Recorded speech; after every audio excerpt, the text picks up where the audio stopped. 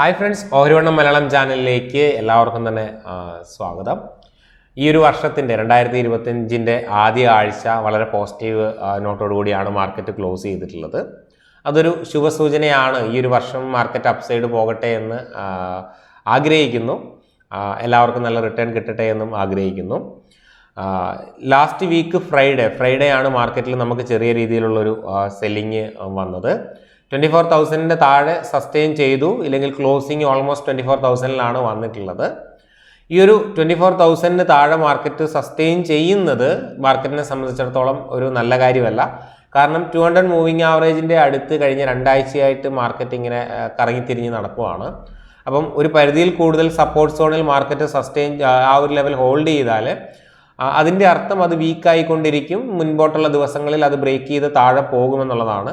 അതുകൊണ്ട് തന്നെ മാർക്കറ്റ് 24,000 താഴെ വരാതെ വരുന്ന ദിവസങ്ങളിൽ വളരെ പെട്ടെന്ന് തന്നെ ഷാർപ്പായിട്ടുള്ള റിക്കവറി തന്ന് മുകളിലോട്ട് പോകട്ടെ എന്ന് വിചാരിക്കുന്നു. ഇനി നമുക്ക് Q3, അതായത് ഈ വരുന്ന ജനുവരി ഫസ്റ്റ് വീക്കോട് കൂടി ഇല്ലെങ്കിൽ സെക്കൻഡ് വീക്കോട് കൂടി Q3 റിസൾട്ട് സീസൺ സ്റ്റാർട്ട് ആവുകയാണ്. Q2 റിസൾട്ട് സീസണിൽ കാര്യമായിട്ടുള്ള സർപ്രൈസിങ് ഒന്നും തന്നെ മിക്ക കമ്പനികൾക്കും തരാൻ വേണ്ടി സാധിച്ചിട്ടുണ്ടായിരുന്നില്ല. അതുകൊണ്ട് തന്നെ മാർക്കറ്റിലും നമുക്കതിൻ്റെ കാര്യമായ ഇമ്പാക്റ്റ് കാണാനും സാധിച്ചില്ല. ഓവറോൾ ഒരു ചോപ്പിനെസ് ആയിരുന്നു കഴിഞ്ഞ 3-4 മാസങ്ങളായിട്ടുള്ളത്. അപ്പം ഇനി വരുന്ന ആഴ്ചകളിൽ മാർക്കറ്റിൻ്റെ ഡയറക്ഷൻ ഒരു പരിധിവരെ തീരുമാനിക്കുന്നത് ഇനി വരുന്ന കമ്പനികളുടെ റിസൾട്ടാണ്. കമ്പനികളിൽ നല്ല സർപ്രൈസിങ് ആയിട്ടുള്ള റിസൾട്ട് തരാൻ വേണ്ടി സാധിച്ചിട്ടുണ്ട് എന്നുണ്ടെങ്കിൽ മാർക്കറ്റിൽ നമുക്കൊരു ബുള്ളിഷ് റാലി എക്സ്പെക്റ്റ് ചെയ്യാൻ വേണ്ടിയിട്ട് സാധിക്കും. ഇനി അങ്ങനല്ല, നമ്മളെ നെഗറ്റീവായിട്ടാണ് സർപ്രൈസ് ചെയ്യുന്നത് എന്നുണ്ടെങ്കിൽ മാർക്കറ്റിൽ ഒരു സെൽ ഓഫ് വരാനുള്ള സാധ്യതയുണ്ട്. കാര്യമായിട്ടുള്ള സർപ്രൈസിങ് ഒന്നും ഇല്ല എന്നുണ്ടെങ്കിൽ മാർക്കറ്റ് വീണ്ടും ഒരു ചോപ്പി മാർക്കറ്റിലോട്ട് പോകാനുള്ള ഇല്ലെങ്കിൽ ഒരു ടൈം കറക്ഷനിലോട്ട് പോകാനുള്ള സാധ്യത വളരെ കൂടുതലാണ്. അതുകൊണ്ട് തന്നെ നിങ്ങൾ മേടിക്കുന്ന സ്റ്റോക്കുകളായാലും നിങ്ങൾ ഹോൾഡ് ചെയ്യുന്ന സ്റ്റോക്കുകളായാലും അതിൻ്റെ റിസൾട്ട് എങ്ങനെയാണെന്നും ഇല്ലെങ്കിൽ അതിൻ്റെ സെക്ടർ എങ്ങനെയാണ് പെർഫോം ചെയ്യുന്നത് എന്നൊക്കെ ക്ലോസ്ലി ഒബ്സർവ് ചെയ്യാൻ വേണ്ടിയിട്ട് ശ്രമിക്കുക. അടുത്ത ആഴ്ച നമുക്ക് കൺസിഡർ ചെയ്യാൻ പറ്റിയിട്ടുള്ള സ്റ്റോക്കുകളും അതേപോലെ തന്നെ ഇൻഡെക്സിൻ്റെ പ്രധാന ലെവലുകളൊക്കെ നമുക്ക് നോക്കാം.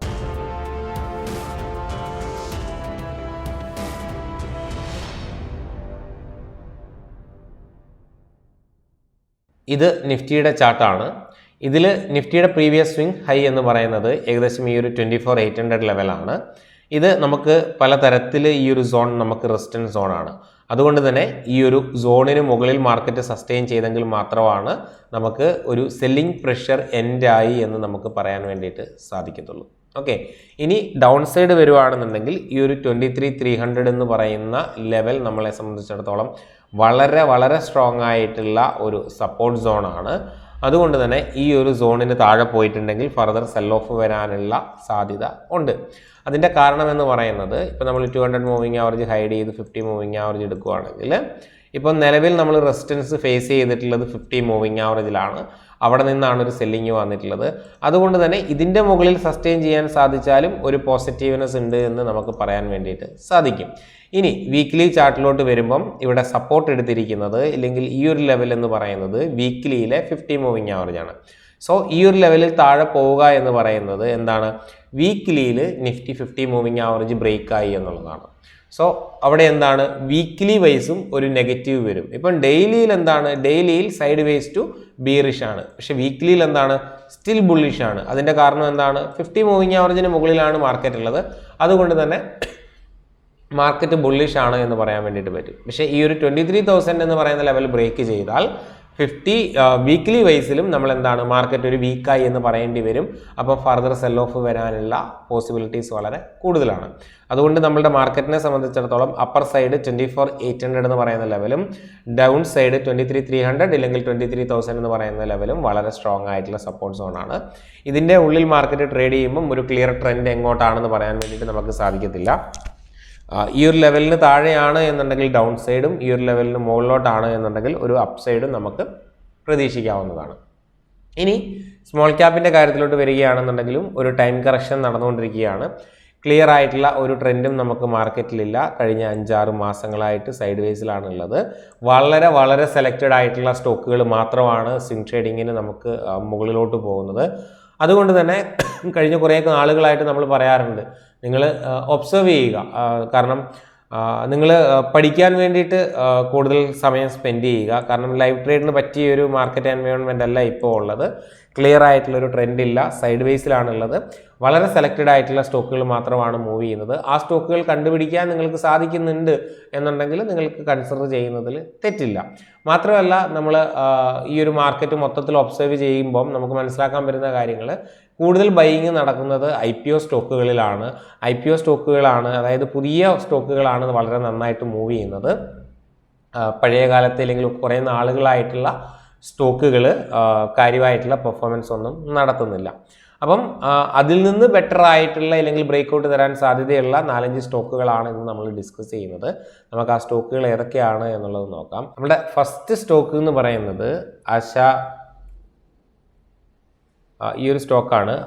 ഇത് പ്രൊണൗൺസ് ചെയ്യുന്നത് ആശാപുര മിനിക്കം എങ്ങനെയാണെന്ന് എനിക്കറിയില്ല, എന്തായാലും അതാണ്.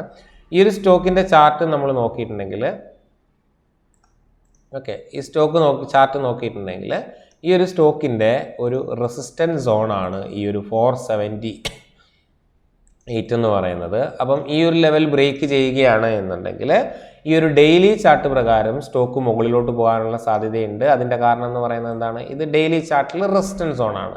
സെയിം ടൈം നമ്മൾ വീക്ക്ലിയിലോട്ട് വരികയാണ് എന്നുണ്ടെങ്കിൽ, വീക്ക്ലിയിലോ ഇല്ലെങ്കിൽ നമ്മൾ മന്ത്ലിയിലോട്ടോ വരികയാണ് എന്നുണ്ടെങ്കിൽ സെയിം ലെവലിൽ നമുക്ക് പഴയ ഒരു റെസിസ്റ്റൻസ് കാണാൻ വേണ്ടിയിട്ട് സാധിക്കും. ഏകദേശം 2007-2008 കാലഘട്ടത്തിലുള്ള, ഇല്ലെങ്കിൽ ആ ഒരു അറിയാലോ 2008 ആ കറക്ഷൻ്റെ സമയത്തുള്ള ഒരു ഹൈ ആയിരുന്നു. ആ ഒരു കറക്ഷനോട് കൂടി സ്റ്റോക്ക് താഴോട്ട് പോയി. അതിനുശേഷം ഇപ്പോഴാണ് 2023 കയറി വന്നു, വീണ്ടും കറക്റ്റ് ചെയ്തു, വീണ്ടും ഒരു ബ്രേക്ക്ഔട്ട് പോയിന്റിൽ നിൽക്കുന്നുണ്ട്.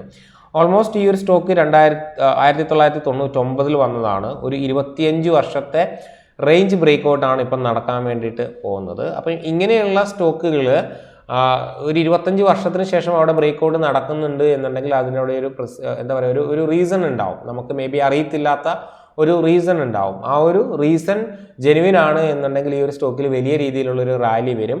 അപ്പം ആ ഒരു റാലി നമുക്ക് ക്യാച്ച് ചെയ്യാൻ വേണ്ടിയിട്ട് സാധിക്കും. അതുകൊണ്ട് തന്നെ ഈ ഒരു 465 എന്ന് പറയുന്ന ലെവലിന് മുകളിലൊക്കെ വരികയാണ് എന്നുണ്ടെങ്കിൽ നിങ്ങൾക്ക് എൻട്രി കൺസിഡർ ചെയ്യാം. ഏകദേശം ഈ ഒരു ക്യാൻഡലിൻ്റെ ലോയിലോട്ട് വരുമ്പം നമുക്ക് 19-20% സ്റ്റോപ്പ് ലോസ് നമുക്ക് ഈ ഒരു ട്രേഡിൽ വരും. ഇപ്പോഴത്തെ മാർക്കറ്റ് കണ്ടീഷനിൽ എനിക്ക് നിങ്ങൾ ലൈവ് ട്രേഡിലോട്ട് പോകണമെന്നില്ല. ലൈവ് ട്രേഡിനേക്കാൾ കൂടുതൽ നിങ്ങൾ ഒബ്സർവ് ചെയ്യുക. നമ്മളുടെ വീഡിയോയിൽ നിന്നോ ഈ ഒരു സ്റ്റോക്ക് വാച്ച് ചെയ്യുന്നത് വഴി നിങ്ങൾക്ക് എന്തെങ്കിലും പഠിക്കാൻ സാധിക്കുമെന്നുണ്ടെങ്കിൽ ആ ഒരു ഓപ്പർച്യൂണിറ്റി യൂസ് ചെയ്യാൻ വേണ്ടിയിട്ട് ശ്രമിക്കുക എന്നുള്ളതാണ് എൻ്റെ സജഷൻ. സോ ഫസ്റ്റ് സ്റ്റോക്ക് എന്ന് പറയുന്നത് ഈ ഒരു ആശാപുര ആ ഒരു സ്റ്റോക്കാണ്. രണ്ടാമത്തെ സ്റ്റോക്ക് എന്ന് പറയുന്നത് നമ്മൾ ലാസ്റ്റ് വീക്ക് ഡിസ്കസ് ചെയ്തിട്ടുള്ള ജുബിലാൻഡ് ഇൻഗ്രേവിയ എന്ന് പറയുന്ന സ്റ്റോക്കാണ്. ഈ ഒരു സ്റ്റോക്ക് നമ്മൾ ലാസ്റ്റ് വീക്ക് ഡിസ്കസ് ചെയ്തു. ലാസ്റ്റ് വീക്ക് ഡിസ്കസ് ചെയ്യുമ്പോൾ സ്റ്റോക്ക് ഏകദേശം ഈ ഒരു ലെവലിലാണുള്ളത്. അവിടെ നിന്ന് ലാസ്റ്റ് 4 ഡേയ്സ് നോക്കുകയാണെന്നുണ്ടെങ്കിൽ നമുക്ക് ഒരു 5% മുകളിൽ ഈ ഒരു സ്റ്റോക്ക് ഓൾറെഡി മൂവ് ചെയ്തിട്ടുണ്ട്. അപ്പം നമ്മൾ ഈ ഒരു ലെവൽ, ഈ ഒരു 861 ഒക്കെ തന്നെയാണ് നമ്മൾ എൻട്രി ലെവലായിട്ട് സജസ്റ്റ് ചെയ്തിട്ടുള്ളത്. അപ്പം വീക്ക്ലി ചാർട്ട് നോക്കുമ്പോഴും സ്ട്രോങ് ആയിട്ടുള്ള ഒരു ക്യാൻഡിലാണ് നമുക്ക് കാണാൻ വേണ്ടി സാധിക്കുന്നത്. ഇനി മന്ത്ലി ചാർട്ടിലോട്ട് വരികയാണ് എന്നുണ്ടെങ്കിൽ 2021 മുതൽ കഴിഞ്ഞ 4 വർഷത്തെ ഒരു റേഞ്ചാണ് ബ്രേക്ക് ചെയ്യുന്നത്. അതുകൊണ്ട് തന്നെ ഒരു നല്ലൊരു മൂവ്മെൻറ്റ് വരാനുള്ള സാധ്യതയുണ്ട് എന്നുള്ളതാണ് എനിക്ക് മനസ്സിലാക്കാൻ വേണ്ടിയിട്ട് സാധിക്കുന്നത്. അപ്പം ഇതിൻ്റെയും റിസൾട്ട് ഡേറ്റും കാര്യങ്ങളൊക്കെ നിങ്ങൾ ഒബ്സർവ് ചെയ്യാൻ വേണ്ടിയിട്ട് ശ്രമിക്കുക. ഇതിപ്പം ജനുവരി 28 കാണിക്കുന്നത്. ഇത് എത്ര ആക്യുറേറ്റ് ആണെന്ന് എനിക്കറിയില്ല. അപ്പം ഈ ഒരു സ്റ്റോക്കും നിങ്ങൾക്ക് കൺസിഡർ ചെയ്യാവുന്നതാണ്, ജുബിലാൻഡ് ഇൻഗ്രേവിയ. അപ്പം ഇതിൻ്റെ വീക്ക്ലി ചാർട്ടിൽ സ്റ്റോപ്പ് ലോസ് വെക്കുകയാണെന്നുണ്ടെങ്കിൽ ഇവിടെ നിന്ന് നമ്മൾ സ്വിംഗ് ലോ വെച്ച് കഴിഞ്ഞാൽ ഓൾമോസ്റ്റ് 12% സ്റ്റോപ്പ് ലോസ് ആണ് നമുക്കിവിടെ വരുന്നത്. അപ്പം ഈ ഒരു സ്റ്റോപ്പ് ലോസ് വെച്ചുകൊണ്ട്, അല്ലെങ്കിൽ ഈ ഒരു ലെവലിന് താഴെ പോയിട്ടുണ്ടെങ്കിൽ മാർക്കറ്റ് വീക്ക് ആകുമെന്ന് മനസ്സിലാക്കിക്കൊണ്ട് നിങ്ങൾക്ക് നിങ്ങളുടെ ലേണിംഗ് പർപ്പസിന് വേണ്ടിയിട്ട് ഈ ഒരു സ്റ്റോക്ക് കൺസിഡർ ചെയ്യാവുന്നതാണ്. ഈ ഒരു ലെവലിന് താഴെ പോയിട്ടുണ്ടെങ്കിൽ ആ ഒരു സ്റ്റോക്ക് വീക്ക് ആകും എന്നുള്ള ഒരു കാര്യം കൂടി നിങ്ങൾ മനസ്സിലാക്കാൻ വേണ്ടിയിട്ട് ശ്രമിക്കുക. ഇതാണ് നമ്മളുടെ രണ്ടാമത്തെ സ്റ്റോക്ക്, ജുബിലാൻഡ് ഇൻഗ്രേവിയ എന്ന് പറയുന്നത്. നമ്മളുടെ മൂന്നാമത്തെ സ്റ്റോക്ക് എന്ന് പറയുന്നത് ഡെക്കാൻ സിമെൻറ്റ്, എന്തായിരുന്നു അങ്ങനെ എന്തോ ആണ്, ഡെക്കാൻ സിമെൻറ്റ് എന്നുള്ളതാണ്.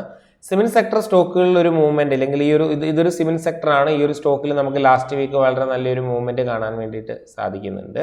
ഇനി മന്ത്ലി ചാർട്ടിലോട്ട് വരികയാണ് എന്നുണ്ടെങ്കിൽ ഇവിടെ നമുക്ക് എന്താണ് ഒരു ബ്രേക്ക്ഔട്ട് പോയിന്റ് ഉണ്ട് എന്ന് വേണമെങ്കിലും പറയാം. അപ്പം ഇതൊരു പെർഫെക്റ്റ് ആയിട്ടുള്ള ബ്രേക്ക്ഔട്ട് പോയിന്റ് ഒന്നുമല്ല, പക്ഷേ ഓവറോൾ ചാർട്ടിൽ ഇവിടെ ഒരു റിവേഴ്സൽ കാണാൻ സാധിക്കുന്നുണ്ട് എന്നുള്ളത് ഒരു പോസിറ്റീവായിട്ടുള്ള കാര്യമാണ്.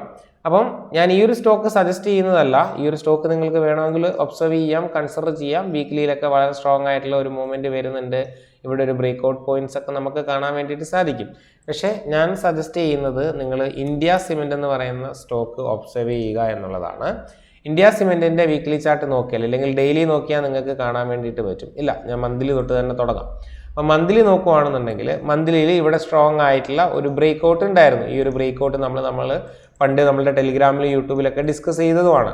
ആ ഒരു ബ്രേക്ക് ഔട്ട് തന്നതിന് ശേഷം മന്ത്ലിയിൽ ആ ഒരു സ്ട്രോങ് ബ്രേക്ക് ഔട്ട് തന്നതിന് ശേഷം ഈ ഒരു സ്റ്റോക്ക് 1, 2, 3, 4, 5, 6 മാസമായിട്ട് ഇവിടെ ഒരു നാരോ റേഞ്ചിലായിരുന്നു ട്രേഡ് ചെയ്തുകൊണ്ടിരിക്കുന്നത്. ഡെയിലി ചാർട്ട് നോക്കിയിട്ടുണ്ടെങ്കിൽ നിങ്ങൾക്ക് കാണാൻ പറ്റും ഈ ഒരു സ്റ്റോക്കിൽ മൂവ്മെൻറ്റും ഉണ്ടായിരുന്നില്ല, ഒന്നും ഉണ്ടായിരുന്നില്ല. ഇതിങ്ങനെ ഡെഡ് ആയിട്ട് നിൽക്കുമായിരുന്നു. അതിൻ്റെ റീസൺ എന്താണ് എന്നുള്ളത് എനിക്കറിയത്തില്ല.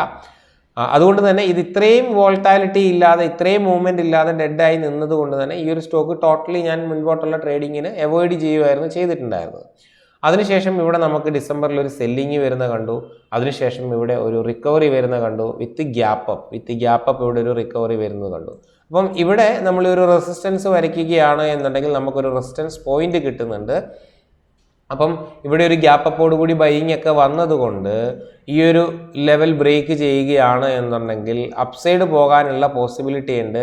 പക്ഷേ ഇത്രയും നാൾ യാതൊരു തരത്തിലുമുള്ള ഒരു സ്ട്രക്ചർ ഇല്ലാതെ സൈഡ് വേസ് പോയതുകൊണ്ട് ഈവൻ ഈ ഗ്യാപ്പ് അപ്പ് വന്നതിന് ശേഷവും അല്ലെങ്കിൽ ഈ ഒരു മൂവ്മെൻറ്റ് വന്നതിന് ശേഷവും ഇവിടെ ഓരോ ക്യാൻഡിലും ഭയങ്കര ചോപ്പിയായി അല്ലെങ്കിൽ വളരെ നാരോ റേഞ്ചിൽ നിൽക്കുന്നത് കൊണ്ട് തന്നെ ബ്രേക്ക് ചെയ്താൽ മൂവ് ചെയ്യുമോ ഇല്ലെങ്കിൽ ഫെയിൽ ആകുമോ എന്നറിയില്ല. ബട്ട് സ്റ്റിൽ ഇതിൽ റിസ്ക് എടുക്കുന്നതിൽ തെറ്റില്ല എന്ന് എനിക്ക് തോന്നി. ഈ ഒരു ലെവൽ ബ്രേക്ക് ചെയ്യുമ്പോൾ എൻട്രി എടുക്കുക, ഈ ഒരു ലെവലിലൊക്കെ തന്നെ സ്റ്റോപ്പ് ലോസ് ഇടുക.